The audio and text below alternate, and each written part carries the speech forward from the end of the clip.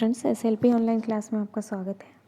आज देखेंगे हम आधुनिक पीरियोडिक टेबल से रिलेटेड कुछ क्वेश्चंस। सबसे पहला क्वेश्चन दिया हुआ है यहाँ पे, किसी तत्व का आधुनिक आवर्त सारणी में किस तत्व का आधुनिक आवर्त सारणी में स्थान निश्चित नहीं। तो किसका स्थान निश्चित नहीं होता? हाइड्रोजन का स्थान निश्चित नहीं होता। क्यों नहीं होता? क्योंकि हाइड्रोजन क्या कर सकता है, एक इलेक्ट्रॉन देकर प्लस बना सकता है, यानी कि ये क्षार धातुओं के समान भी क्रिया करता है। और दूसरा, हाइड्रोजन एक इलेक्ट्रॉन लेकर H माइनस भी बना सकता है, यानी कि ये H माइनस, इसलिए ये हेलोजन तत्व की तरह भी एक्ट करता है, इसलिए इसका स्थान निश्चित नहीं है। किंतु इसे क्षार धातुओं के साथ रखा गया है क्योंकि इसका परमाणु क्रमांक 1 होता है और इसका अंतिम इलेक्ट्रॉन S1 में इंटर करता है, इसलिए इसे S1 ग्रुप में रखा गया है। दूसरा है, मेंडलीव की आवर्त सारणी में तत्वों को व्यवस्थित किया गया है। तो किस क्रम में व्यवस्थित किया गया है? तो उनके परमाणु भार के वृद्धि के क्रम में किया गया है। आधुनिक आवर्त नियम का प्रतिपादन किसने किया था? मोसले ने किया था। नेक्स्ट है, समूह में ऊपर से नीचे जाने पर धात्विक गुण क्या होता है? तो धात्विक गुण बढ़ता है। सोडियम, लिथियम, पोटेशियम के आकार का बढ़ता हुआ क्रम। तो अगर मैं देखूं तो सोडियम, लिथियम और पोटेशियम में देखूं तो सोडियम का 11 होता है, लिथियम का 3 होता है और पोटेशियम का 19 होता है। तो सबसे ज़्यादा आकार किसका है? पोटेशियम का, फिर किसका है? सोडियम का, फिर किसका है? लिथियम का। तो कौन सा आ जाएगा मेरा आंसर? Number first. नेक्स्ट है, सर्वाधिक विद्युत ऋणी तत्व के बाह्यतम कोश का इलेक्ट्रॉनिक विन्यास। तो सबसे ज़्यादा विद्युत ऋणी तत्व कौन रहता है? फ्लोरीन।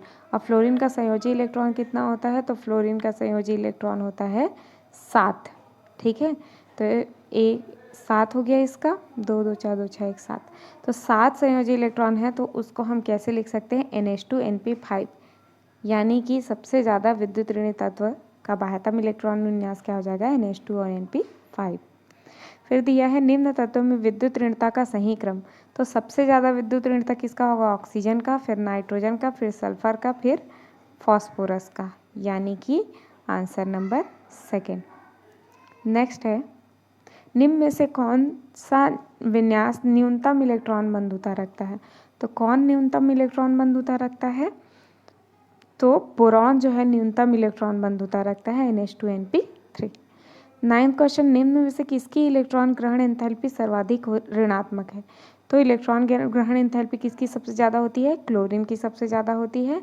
और सबसे कम किसकी होगी? फॉस्फोरस की, यानी आंसर नंबर 4th। निम्न परमाणुविक स्पीसीज के लिए इलेक्ट्रॉन ग्रहण एंथैल्पी का सही क्रम। मैंने बताया था कि अगर फ्लोरीन क्लोरीन है, ऑक्सीजन सल्फर है, तो सबसे ज़्यादा क्लोरीन का इलेक्ट्रॉन ग्रहण एंथैल्पी होगा और ऑक्सीजन सल्फर में सल्फर का। तो सबसे ज़्यादा क्लोरीन होगा, फिर फ्लोरीन होगा, फिर सल्फर होगा और फिर ऑक्सीजन होगा, यानी कि chlorine, fluorine, sulphur, oxygen, option number second. Next question, आधुनिक आवर्त में कौन से तत्व समान आवर्त तथा समान वर्ग में उपस्थित है? अगर मैं 23 और 31 का बात करूं तो 23 मेरे डी ब्लॉक में आ जाएगा, 31 मेरे पी ब्लॉक में। दोनों का वर्ग क्या हो जाएगा? अलग अलग हो गया।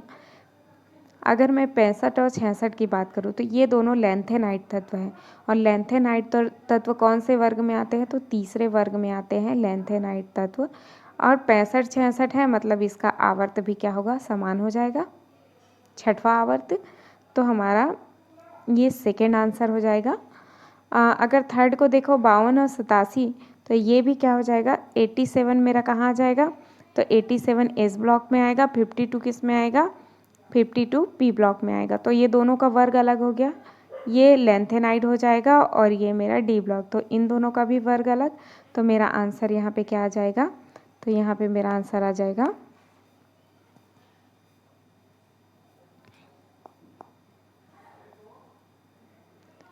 सेकेंड। दिए गए इलेक्ट्रॉनिक विन्यास के लिए कौन सा कथन सही नहीं है? तो कौन सा कथन सही नहीं है? आप जब इसका इलेक्ट्रॉन जोड़ोगे तो ये पूरे इलेक्ट्रॉन को काउंट करने पर इसका एटॉमिक नंबर आ जाएगा 80। ठीक है, तो एटॉमिक नंबर 80 किसका होता है? तो 80 होता है मरकरी का। अब मरकरी कैसा है, तो मरकरी सेकेंड बी वर्ग तथा 6 आवर्त में उपस्थित होता है। यह कमरे के तापमान पर द्रवीय होता है। यह उच्च तापीय थर्मोमीटर में उपयोग नहीं होता। अब ये तीनों क्या हैं, सही हैं। उसने पूछा है क्या सही नहीं है, तो आपके मन में आ रहा होगा डी ब्लॉक का है मरकरी तो संक्रमण तत्व होना चाहिए, लेकिन डी ब्लॉक की प्रॉपर्टी होती है कि डी ऑर्बिटल उसका पूरी तरह भरा नहीं होना चाहिए, आंशिक पूर्ण होना चाहिए। लेकिन मरकरी का कॉन्फ़िगरेशन H2 और D10 यानी इसका डी ऑर्बिटल पूरी तरह से भरा होता है, यानी कि ये संक्रमण तत्व नहीं है। नेक्स्ट है डी ब्लॉक तत्वों का इलेक्ट्रॉनिक विन्यास इसके द्वारा दर्शाया जाता है। तो किसके द्वारा दर्शाया जाता है? डी ब्लॉक मैंने कहा अभी अभी आंशिक भरा होता है, तो इसमें S 1 to 2 हो सकता है, D 1 to 10 यानी ऑप्शन फर्स्ट। यदि 109 परमाणु क्रमांक वाला तत्व खोजा गया तो इसका इलेक्ट्रॉनिक विन्यास क्या होगा? अब 109 कहाँ पे आएगा? तो 108 तक तो खोज हो चुका है, 109 से क्या चल रहा है, मतलब अध्ययनरत है कहना चाहिए। अब यहाँ पे देख सकते हैं हम, अगर 109 में देखूँ तो 109 कहाँ पे आएगा मेरा? तो ये यहाँ पे नौवां वर्ग में आएगा। यहाँ से अब ये डी ब्लॉक यहाँ से स्टार्ट होता है, तो यहाँ से इसका कॉन्फ़िगरेशन होता है, इसका D1 हो जाएगा, इसका D2, D3, D4, D5, D6, D7, D8, D9, D10, ये ऐसा इसका इलेक्ट्रॉनिक कॉन्फ़िगरेशन होता है। D1 H2 और सब में H2 तो सब में कॉमन ही रहेगा, D1 और D2 से। अब मैं देखूँ कहाँ का बात कर रही हूँ मैं, 109 यानी यहाँ, तो कौन सा आ जाएगा? D1, D2, D3, D4, D5, D6, D7। तो यहाँ पे मेरा कॉन्फ़िगरेशन क्या हो जाएगा? D7 और S2। अब देखते हैं ऑप्शन में क्या दिया हुआ है। तो यहाँ पे ऑप्शन में दिया हुआ है 109 परमाणु क्रमांक वाला तत्व खोजा गया है, तो यहाँ पे मेरा आंसर फर्स्ट हो जाएगा D7 और S2। फिर है 15 question, 4A14 5D0 6H2 electronic विन्यास वाला तत्व संबद्ध है। तो किससे संबद्ध है?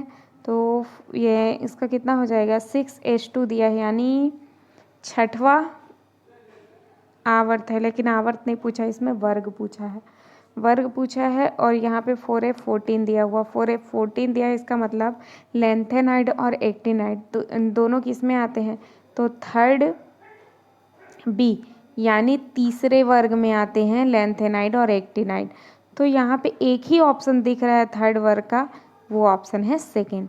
और F दिया है इसलिए ए ब्लॉक, तो ए ब्लॉक थर्ड वर्ग, ठीक है। नेक्स्ट है नीचे दिए गए इलेक्ट्रॉनिक अभिविन्यास वाला तत्व आवर्त सारणी के किस समूह से संबंधित है? तो इस पूरे उसमें अगर आप जाओगे तो इलेक्ट्रॉन काउंट कर सकते हो, 10, 20, 30, 40 और 40, 46, 48, 51, 51 आ रहा है आपका एटॉमिक नंबर। अब 50 मरकरी अभी थोड़ा देर पहले देखे थे 80 था, 80 वाला कहाँ है, सॉरी, यहाँ कितना आ गया इसका? 51 आ गया। अब 51 किस में आ जाएगा? तो 51 हमारा आ जाता है पी ब्लॉक में। अब पी ब्लॉक में आएगा तो ये लास्ट का ऑर्बिट देखो कितना आ जा रहा है यहाँ पे, H2P3, यानी लास्ट इलेक्ट्रॉन कितना है? 5। तो किसका संयोजी इलेक्ट्रॉन 5 होता है? तो नाइट्रोजन का संयोजी इलेक्ट्रॉन कितना होता है? 5 होता है, ठीक। तो और नाइट्रोजन कौन सा ग्रुप है? नाइट्रोजन 15वां ग्रुप है, ठीक है। नाइट्रोजन, उसके बाद फास्फोरस, फिर उसके बाद आर्सेनिक, ऐसे बढ़ते जाएगा। तो इस 15वें ग्रुप में जितने भी तत्व नीचे आते जाएंगे उसका संयोजी इलेक्ट्रॉन यही होगा, H2 और P3। तो कौन सा वर्ग हो जाएगा मेरा? ये 15वां वर्ग, यानी आंसर हो जाएगा थर्ड। 17 क्वेश्चन है, 4D3 5H2 विन्यास किस वर्ग से संबद्ध रखता है? तो किस वर्ग से रखता है? D3 दिया है, H2 दिया है, तो D1 कहाँ से स्टार्ट होता है? थर्ड बी से, third B, fourth B, fifth B, यानी ये D1 है, ये D2 है, ये D3 है। तो मेरा जो ये है विन्यास किस वर्ग से संबद्ध होगा, तो D3H2 कौन से उससे संबद्ध हो जाएगा, तो 5th B। तो इसका वर्ग आ जाएगा 5th B। नेक्स्ट है 58 से 71 परमाणु क्रमांक तक के तत्व रखे गए हैं। तो किस में रखे गए हैं, तो 58 से 71 क्या है, लैंथेनाइट तत्व है। लैंथेनम के बाद रखे गए हैं लैंथेनाइट तत्व, ठीक। तो ये कौन से वर्ग में रखे जाते हैं, तो तीसरे वर्ग में रखे जाते हैं, तीसरे वर्ग में यानी 3rd B। और आवर्त क्या होता है, 6 आवर्त होता है। तो आंसर मेरा हो जाएगा 2nd 6 आवर्त और 3rd B। अब देखते हैं 19th क्वेश्चन। सत्य कथन चुनना है। इसमें ये बोला है सभी परायूरेनियम तत्व संश्लेषित होते हैं। तो परायूरेनियम का मतलब होता है यूरेनियम के बाद आने वाला। यूरेनियम के बाद जो तत्व आता है, यूरेनियम मेरा एक्टिनाइट तत्व के अंतर्गत आएगा, यानी कि अंतर संक्रमण तत्व। तो हाँ, परायूरेनियम तत्व कैसे होते हैं, संश्लेषित तत्व होते हैं। फिर तृतीय वर्ग के तत्व सेतु तत्व कहलाते हैं। तो तृतीय वर्ग के तत्व सेतु तो हैं पर पूरे सेतु नहीं कहला सकते। अगर यहाँ पे आप देखो तृतीय वर्ग, यहाँ पे दिया हुआ है तृतीय वर्ग, तो सभी के सभी तो सेतु नहीं कहला सकते। ट्रांजिशन मेटल डी ब्लॉक के कहला सकते हैं पर सभी नहीं हो सकते, ठीक है। तो ये हमारा क्या हो गया, गलत हो गया। परायूरेनियम में ये यूरेनियम है, इसके बाद आने वाले जो तत्व होते हैं वो कहलाते हैं परायूरेनियम। तो पहला सही है, दूसरा क्या है मेरा गलत है। तीसरा 1:2 विन्यास वाला तत्व सेकेंड ए वर्ग में रखा गया। तो 1:2 किसका होता है, हीलियम का होता है। तो हीलियम जो है सेकेंड ए में नहीं रखा गया, हीलियम कहाँ रखा गया है, तो हीलियम 18वें ग्रुप में रखा गया है, क्योंकि ये इनर्ट गैस में आता है, ठीक। तो ये भी गलत हो गया, ये भी गलत हो गया। एक वर्ग तत्वों का इलेक्ट्रॉनिक विन्यास समान होता है, बिल्कुल गलत। एक ही वर्ग का जो तत्व है जरूरी नहीं सबका इलेक्ट्रॉनिक विन्यास समान हो, सबका इलेक्ट्रॉनिक विन्यास क्या होता है, अलग अलग होता है। तो मेरे पास आंसर सत्य कथन इसमें से कौन हो जाएगा, तो पहला हो जाएगा, सभी परायूरेनियम तत्व संश्लेषित तत्व हैं। नेक्स्ट है NH2NP6 संयोजी कोष विन्यास वाले तत्व हैं 6, 7, 8, यानी जिसका ऑक्टेट क्या है, कंप्लीट है। तो किसका ऑक्टेट कंप्लीट है, 18वें वर्ग का जो वो है कोष है वो क्या रहता है, कंप्लीट रहता है। ये कौन से आवर्त में आते हैं, तो सेकेंड से लेके 6 आवर्त तक आते हैं, ठीक है। तो ये मेरा हो जाएगा NH2 और NP6, answer number second two 6 hour देख ले। अभी जब हम पीरियोडिक टेबल देखेंगे तो आप देख लीजिएगा 18 ग्रुप, यहाँ पे 18 ग्रुप है मेरा, ये है 18 ग्रुप। अगर मैं आवर्त की बात करूँ तो जिसका उसने क्या कहा था, H2 और P6, सॉरी क्या था क्वेश्चन, NH2 और NP6, हाँ वही था। तो NH2 और NP6, यहाँ पे ये पहले आवर्त को इसलिए नहीं लिया है क्योंकि हीलियम में केवल NH2 है। लेकिन अगर आप सेकेंड आवर्त से देखें तो ये जो नियॉन है इसमें NH2 NP6 मिल जाएगा। और second, third, fourth, fifth, six, seventh, ये पूरा जो आवर्त है, सॉरी ये 6 आवर तक, 7th का तो यहाँ ये डिस्कवर नहीं हुआ है अभी।